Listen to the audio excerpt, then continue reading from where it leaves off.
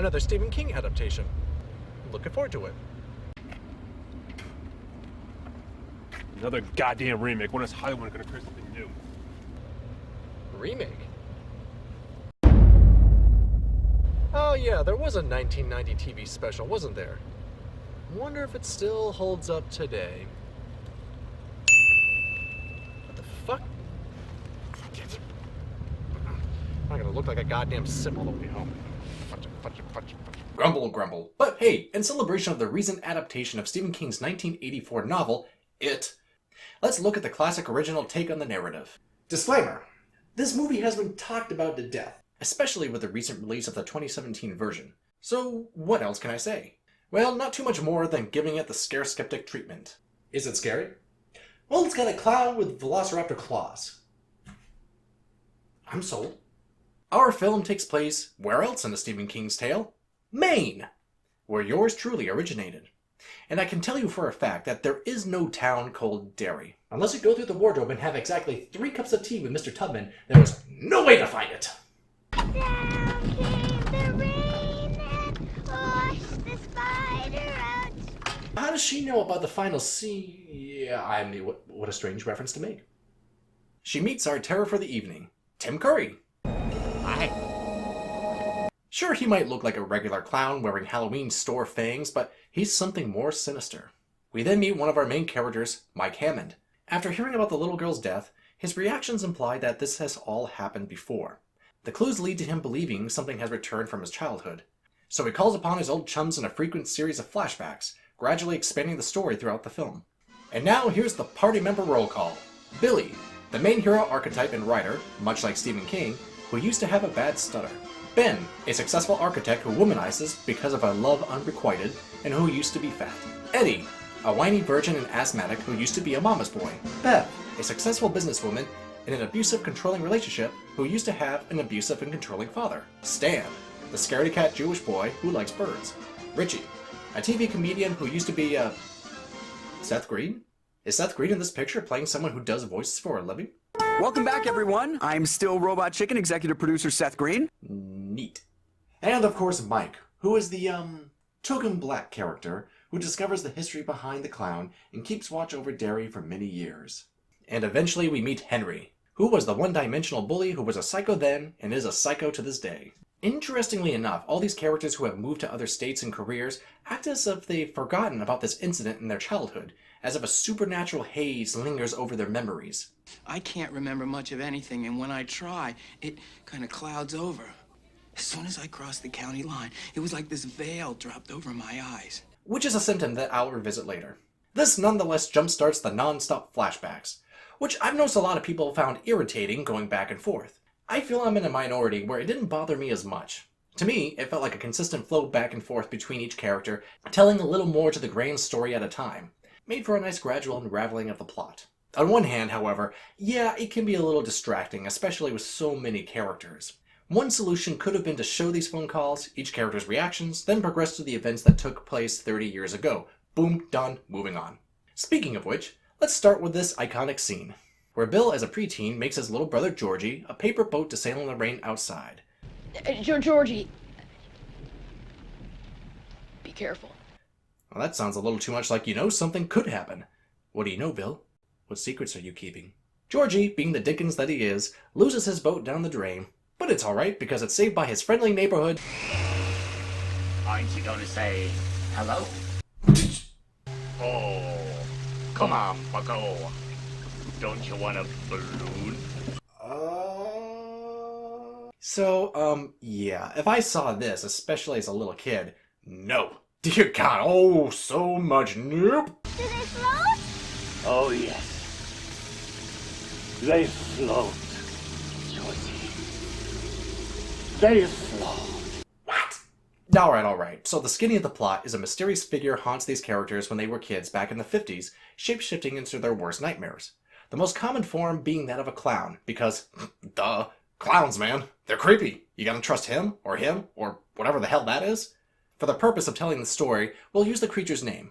Pennywise, the dancing clown. Because, don't that scream horror? Pennywise. Yep, works for me.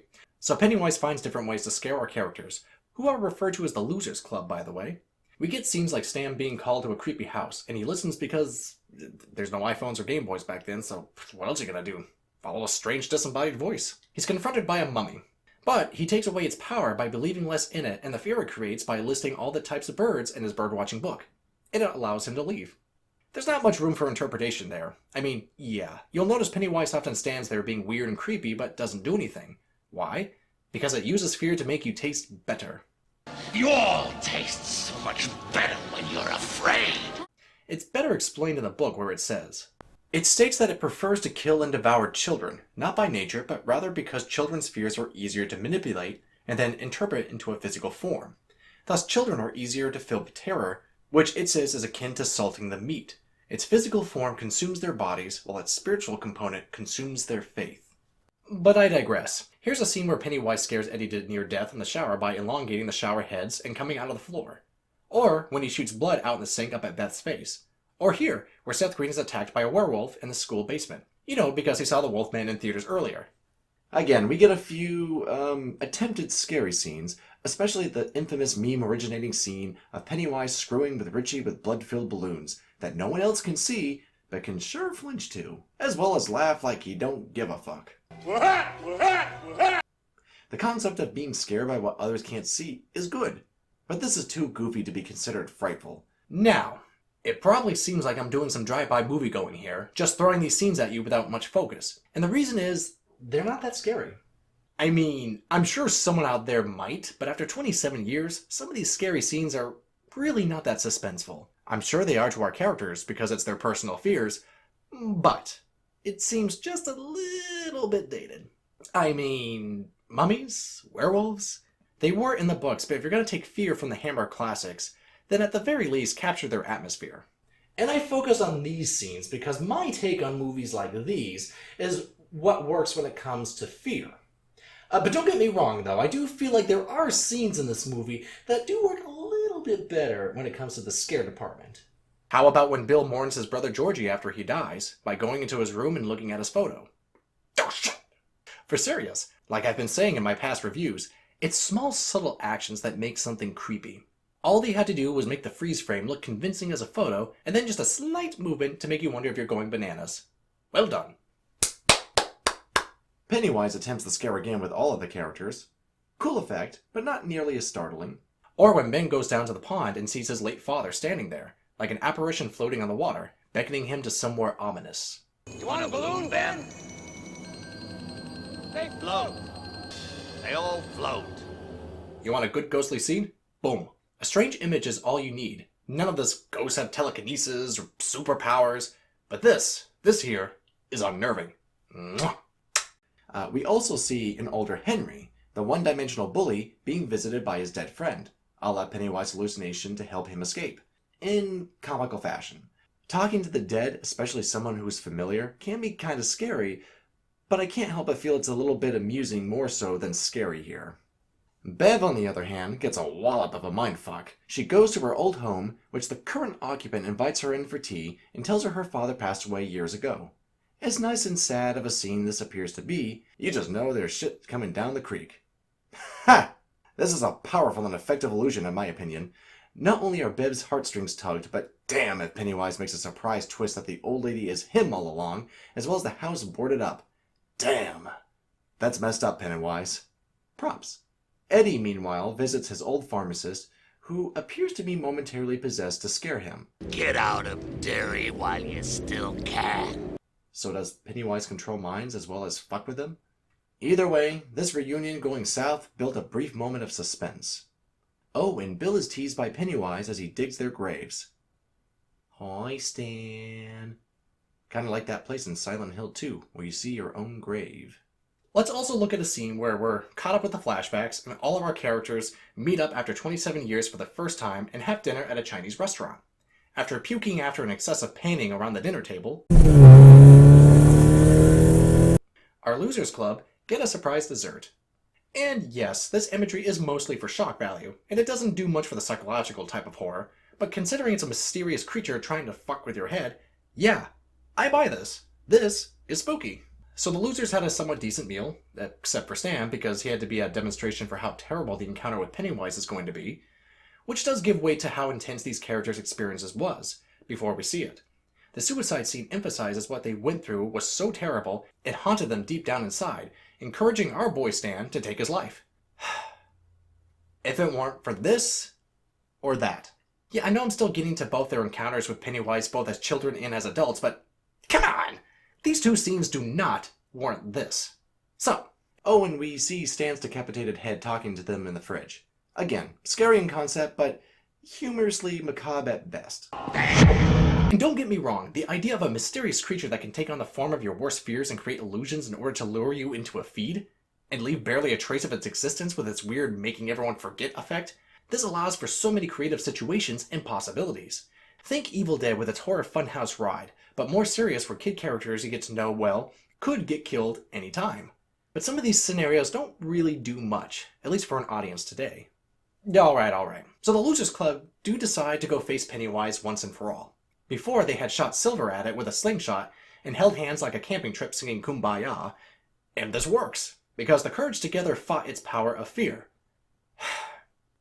Yet, this thing could still kill numerous people throughout history on a whim in order to eat whomever, whenever, and the fear element only makes its food taste better. So this makes no sense. As adults, however, they're ready to take it on with real strength. I don't suppose anybody thought to bring anything really useful like a machine gun. I brought this. It's the only thing I saved from those days. They risk their lives going into Pennywise's lair and see it in its true form. A monster spider. It nearly gets them by flashing its deadlights. Insert boob joke. But Bev shoots it in the belly with Silver, and then they gut out its heart. Then everyone has a happy ending. Yay! And that's it. Get it? Before moving on to the scares recap, there's still one last major question. What is it? I am eternal, child. I am the eater of worlds and of children. The book describes Pennywise as a creature from another world that landed in Derry, Maine, where it hibernates and feeds based on fear. We cannot see its true form, although the spider is the closest we can perceive it. Funny enough, there's a whole extra story about a cosmic turtle that puked up the universe, and it's also the nemesis of Pennywise, which kind of makes it like a universal entity of fear and destruction. So the fact that these kids fought off a godlike beast is kinda cool. Being a shapeshifter does make me compare it to a boggart, the monster from the Harry Potter universe, as well as Cthulhu, an ancient creature that drives men mad just by being within its presence. So a mix of the two equals a scary clown icon. Go figure. You know, with this story being about a group of kids overcoming a childhood trauma together and possibly repressing it into adulthood, only to reunite to overcome that trauma once and for all, I really want to read into the story more as some kind of literary metaphor. But nah, it's about a spooky clown. A little extra piece of spookiness, there are hints that Pennywise isn't dead, especially after you read that passage from Dreamcatcher where the plot clearly states, Pennywise lives. So I already described the scares, so let's move on to the recap. Clown in the gutter, ghosts on the water, fortune cookies, the winking photo, ubiquitous presence, possessed retired pharmacist, Bev's homecoming, digging their graves, and deadlights. Although not scary here, the idea of a source or presence driving you mad is terrifying. And if you don't think so, try one of H.P. Lovecraft's work on Cthulhu. Oh, Stephen King, may your work one day be represented well. And that's all for this evening, and I hope you enjoyed today's review. Next time, we'll continue our series on Bronze Age Halloween classics, as well as any films you guys recommend. And remember to have a happy Halloween. Oh shit, where the fuck did these balloons come from?